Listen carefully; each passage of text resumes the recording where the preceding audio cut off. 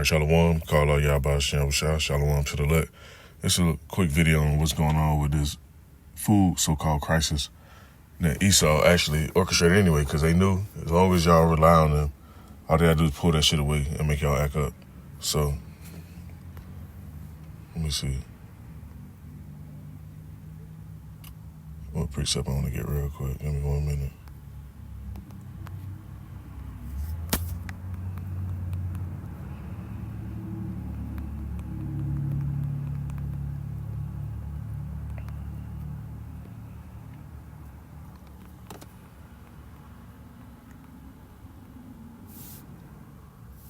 Book of Isaiah chapter 65 verse 13, it says, "Therefore thus saith the Lord Yahweh, behold, my servants shall eat, but you should be hungry. Behold, my servants shall drink, but you should be thirsty. Behold, my servants shall rejoice, but you should be ashamed."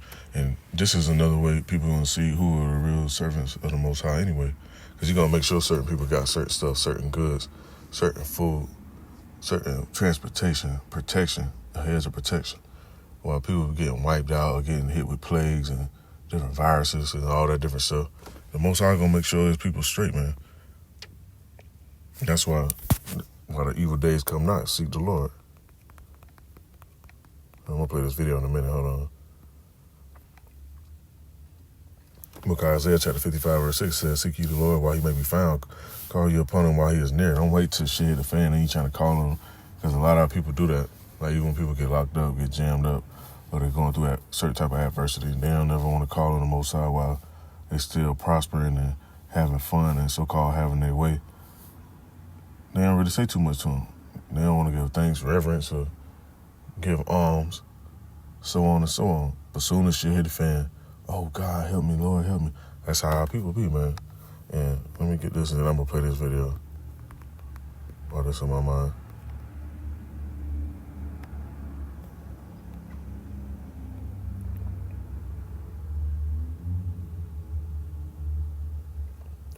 Book of Psalms chapter 4 verse 2 says, "O you sons of men, how long will you turn my glory into shame? How long will you love vanity and seek after leasing?" And a lot of people, they still seeking Esau to give them this shit and do certain shit instead of turning to the Most High, correcting their ways, actually doing right by one another. Because like they be like, power to the people. People have more power than the fucking government, man. The government just have people scared and shook up and relying on them. So when they make their move, you relying on something and that shit move out of the way, now you don't know where to lean at. You ain't got nothing to lean on. If you lean on your own people, your own brethren, if you apply these scriptures, like love thy neighbor, love thy brother, you help each other instead of doing all type of fuck shit to each other, try to finesse and get over and backstab and all that shit. That's why a lot of people can't really thrive like that, man. And they had to turn to Esau, the men and the women. Book of Proverbs 1:22, and I'm going to read on down. Then I'll play that video. I'll keep going to these different precepts. Say, how long will you simple ones?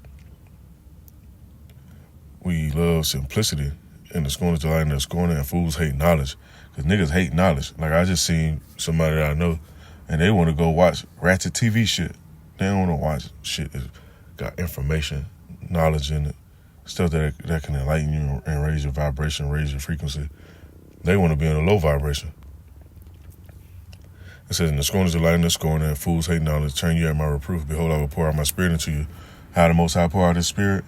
He put his spirit on man and read these precepts, meditate on them, digest them, speak on certain stuff that's going on, current events, lining up stuff that's happening now and stuff to come with the scriptures, and make it known to you. But a lot of people, they don't really want to hear right now. Like the scriptures say, they say to the prophets, prophesy not, and to the seers, see not. They don't really want to know that. They want to hear all the other bullshit. But when shit go left, then they gonna want to hear. They're gonna speak plainly. Then the rash gonna understand, like the scripture say. And I said, "I will make known my words unto you. Behold, I have called, and you refuse. I have stretched out my hand, and no man regarded." And one of the main reasons why nobody regard, because they'll see a person that they may be familiar with. Like another scripture mentions, it says, "A prophet is not known, or is not loved in his own town." They'll see somebody that they're familiar with, and they'll see that they're trying to change their life and do better and try to speak on others doing better. But they feel some type of weight about that shit, not realizing it's not just them. It's divine intervention in the midst of that. These words are not according to our own interpretation.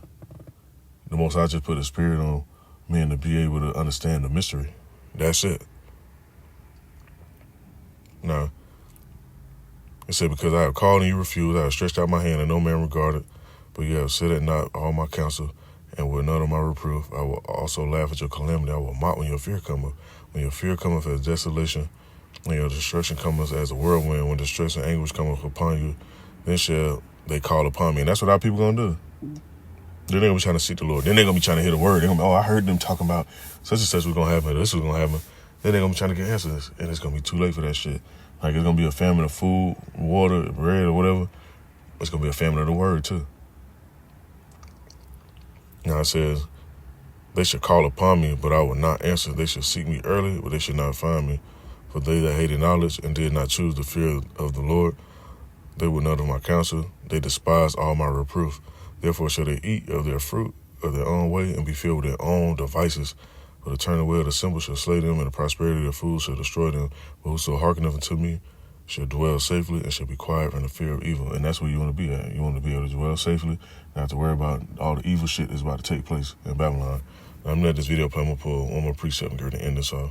Give me 1 minute. Judges have ordered the U.S. administration to continue funding SNAP, the country's largest food aid program. Around 40 million Americans depend on it. Funding was set to end in November amid a government shutdown, with federal employees continuing to miss their paychecks. President Donald Trump says he's willing to keep the funds flowing. As Benjamin Alvarez-Gruber reports, food banks and NGOs are stepping in to get meals to furloughed workers. They are known for delivering food in cities struck by natural disaster, war and conflict. But World Central Kitchen is now offering also support to furloughed federal workers in the city they are based in, Washington, D.C. Lunchtime in this park in the U.S. Capitol. A tent has been installed to hand out warm meals, snacks and water for federal workers who, due to the federal shutdown, are working without pay.